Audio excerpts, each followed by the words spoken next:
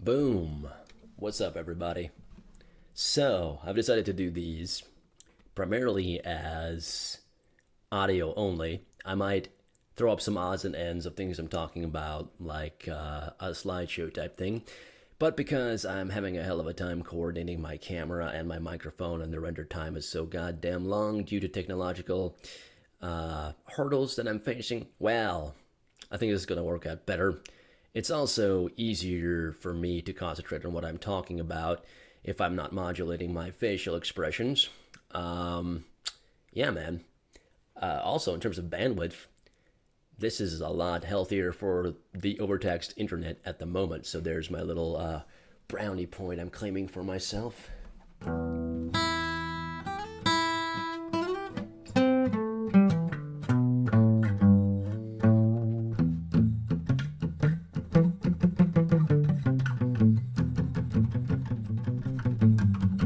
So yeah, I just watched Tax, which is the Anthony Cumia show. It's run by Anthony of Opie and Anthony, and they had some YouTube clips up. And in one of these, they were talking about these goddamn news anchors that are now, reporting from their bedrooms because it's, coronavirus, and they're goofing on them for having these books in the background. And this is actually something that I noticed had brought to my attention while I was pumping gas at a gas station. So there was this super millennial stereotype looking guy, very kind of metrosexual with this tidy little suit. And behind him were these like very tidy, neat books stacked on a bookshelf. And I found it very peculiar. And so it was interesting to see that this was a trend throughout the media. And you've probably seen in some of my former videos how many books I have on my bookshelves and things my family's gathered over the years.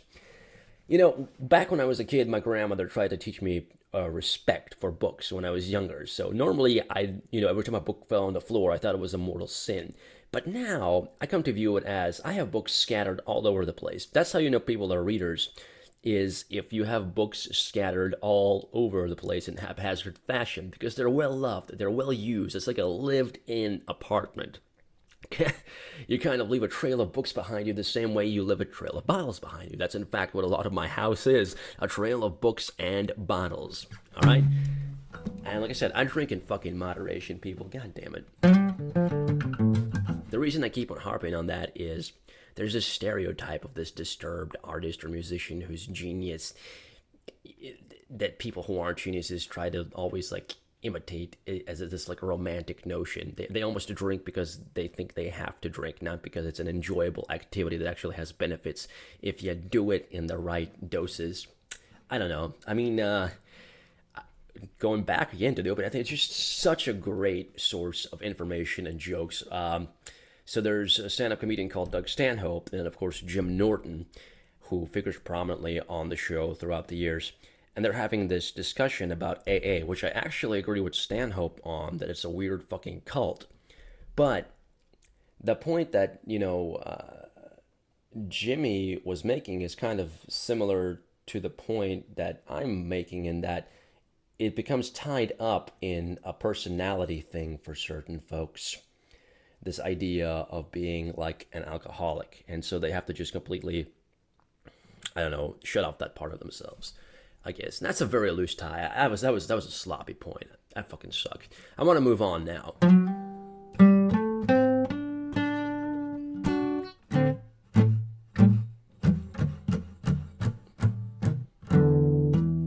So, Pocket had recommended to me The Secret History of the Russian Consulate in San Francisco. Subheading: Overflights, Mapping Fiber Optic Networks, Strange Activities. Moscow's West Coast Spies Were Busy. Published in Foreign Policy by Zach Dorfman.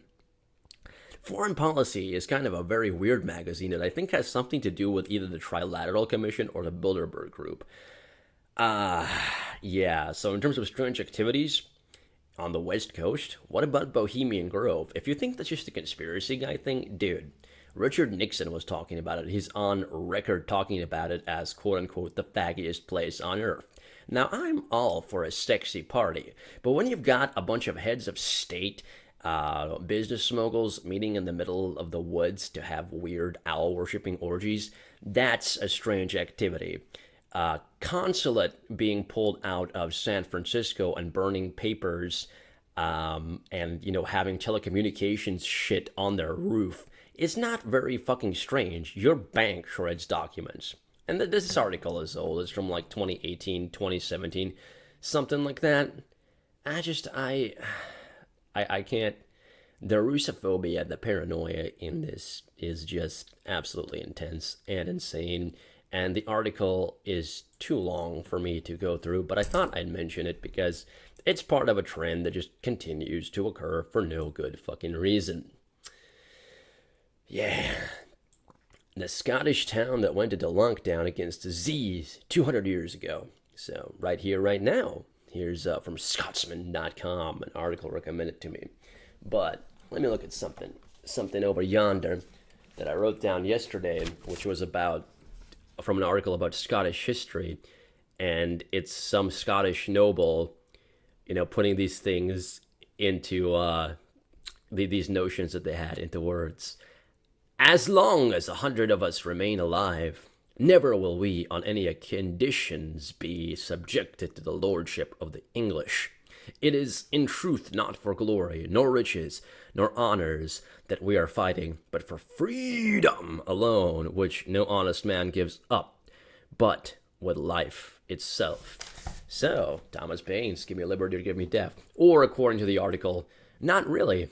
And, I think that this is basically a stepping stone sentiment that led to our current views of freedom. But of course, back then, this meant freedom of the nobles to conduct their business, of the free men in that society to conduct the businesses they saw fit, which at least is, a start towards the kind of idea of universal human rights that we have and champion today.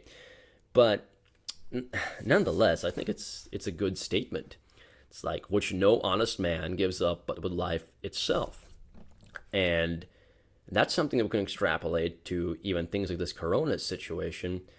I understand, giving up freedom, why that would appeal to some people, but quarantining in this fashion, where they were arresting a guy in Colorado and he was in the middle of a field. Yeah. Like playing catch with his daughter with like acres and acres of nothingness around him. That's the sort of slippery slope extremism that happens when, you have a legitimate crisis and you start giving up freedoms. You just got to be very, very careful. And a lot of the people that are so gung-ho to give up freedom, or really other people's freedoms, are not honest men, in my opinion. And by men, it doesn't mean just men, fucking shitlibs. That means humanity. No honest man gives up but with life itself. Because that is life itself. You don't want to be shackled by people that make decisions for you. Because nobody knows what's best for everybody, and the less restrictions we have wherein we're placing people over others to make decisions for them, the better.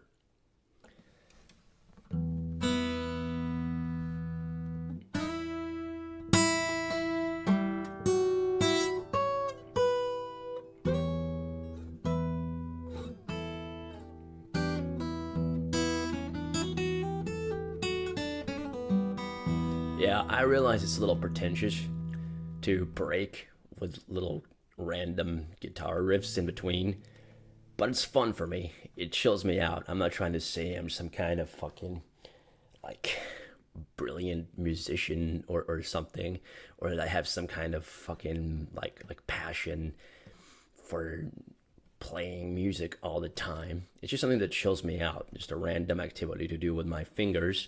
And, I will not run into problems of licensing the music in my stupid vlogs and podcasts if I'm just fiddling around on my instruments. And it gives me a use for them outside of just personal pleasure to an extent.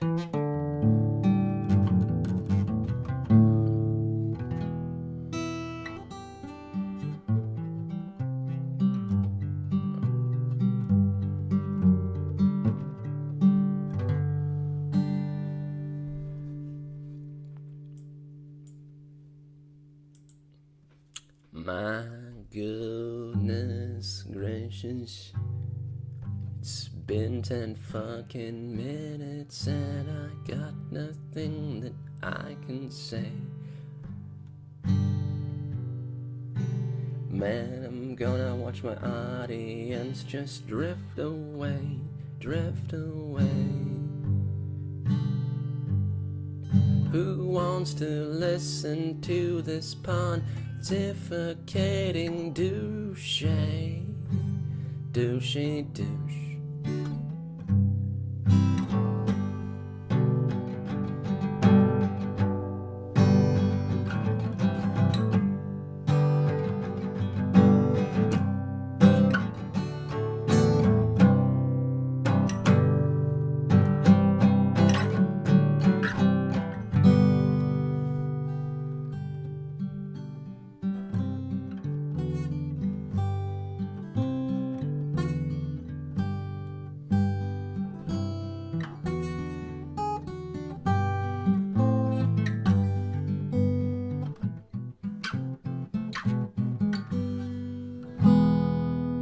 So yeah, what is an essential job? I don't really know. I mean, of course, obviously anything that involves getting food to people, keeping the lights on, etc. But in order for those things to happen, you need the other sectors of the economy, so really it just becomes a very subjective sort of thing after a while. But then again, I'm kind of digging the idea that a few months back when I was having to stay at a hotel while my house was being worked on by the insurance company, we stayed at a, kind of a middle of the road hotel. And there were these kind of business dudes coming in and out of there. And one of them just was very, very douchey. Just seemed very full of himself. And, had come in with my ratty UPS clothes after my early morning shift and had the little continental breakfast that they had going on. And I was like, just looking funky. And this dude was all like fresh and clean and cut. And he goes out and then he's like saying to his coworker buddy, they're about to go commute to some kind of meeting. Yeah, let's go conquer. And I'm like, yeah, okay, conquer. What's happening right now to these conquering assholes? I'm working. I'm making money. Thanks to, my family member, elderly family member looking out for me. I'm actually a homeowner. So, yeah. And, normally I'd be like, hey, he's out there earning money. That's fucking great. He's out there moving and shaking. But these fucking guys, these fucking advertising people, these business people, a lot of it is just this parasitic do-nothing nonsense that feeds off of the labor of honest people. I'm not fucking kidding. I'm not trying to make some kind of communist argument. I have a friend who works in chemistry. He's like a chemical engineer, like a PhD level guy.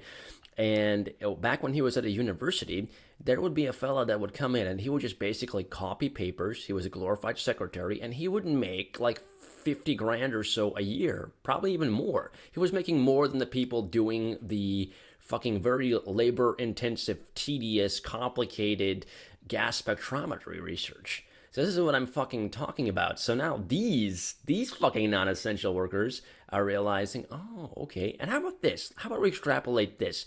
Since the essential workers are guys like us UPS guys, maybe you shouldn't look down on us and maybe you should fucking give us a little bit more goddamn scratch, because basically without us supplying you, you would be starving to death and killing each other like the goddamn zombies that you are. All right, well, on that very cocky note, I'm gonna fuck right off and let you folks enjoy the rest of your very strange Easter Sunday. Main website is fractaljournal.com. There are stories and ideas there, but honestly, I have not been posting very much. Although there is a backlog of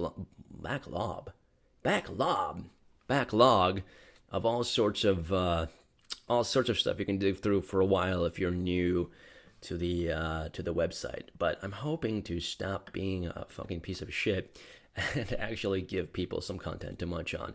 Thanks so much. Cheers.